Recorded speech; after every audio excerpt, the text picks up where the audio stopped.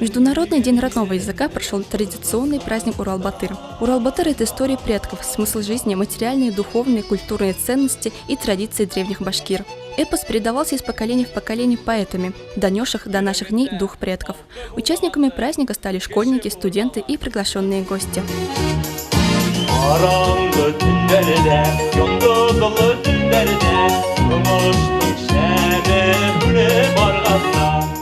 Студенты факультета башкирской филологии представили концертные номера.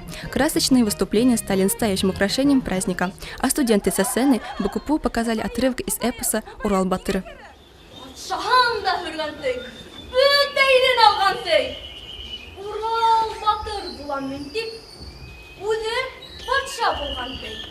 Эпос учит людей благородным поступкам, ведет своего читателя по пути добра, истины и красоты.